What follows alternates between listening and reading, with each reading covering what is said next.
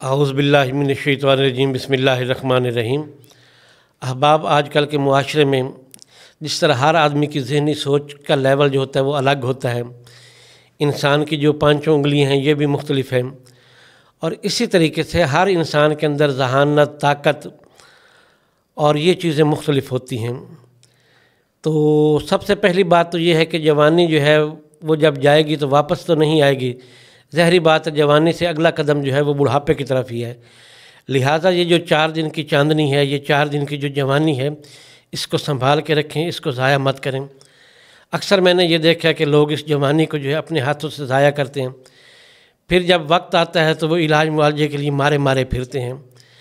फिर यहाँ पर एक और सितम ज़रीफ़ी ये है कि अक्सर हज़रात को काबिल मुआलज नहीं मिलता, क्योंकि आपने देखा होगा सोशल मीडिया पे बेशुमार हकीम बैठे हैं, लोग उसी की बात पे तवज्जो देंगे वो जो चबलियाँ ज़्यादा मारेगा। ये हमारे मुआशरे का एक नेगेटिव पहलू है कि जो चीज़ भी नेगेटिव हो वो ज़्यादा देखी जाती है, जो मुस्बत चीज़ है उसको कम देखा जाता है।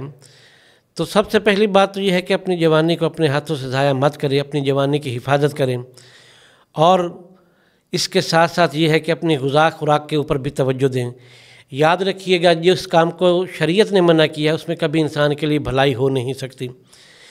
तो ऐसे अफराद के लिए जो हाथ का इस्तेमाल करते हैं, अपनी जवानी को बर्बाद करते हैं, नाक़िस ग़िज़ा खुराक इस्तेमाल करते हैं, उनके लिए एक बहुत ज़बरदस्त सा नुस्खा है, मुख्तसर सा नुस्खा है कि आपने चने ले लेने हैं 50 ग्राम, 50 ग्राम आपने छुहारे ले लेने हैं, और 50 ग्राम आपने किशमिश ले लेनी है।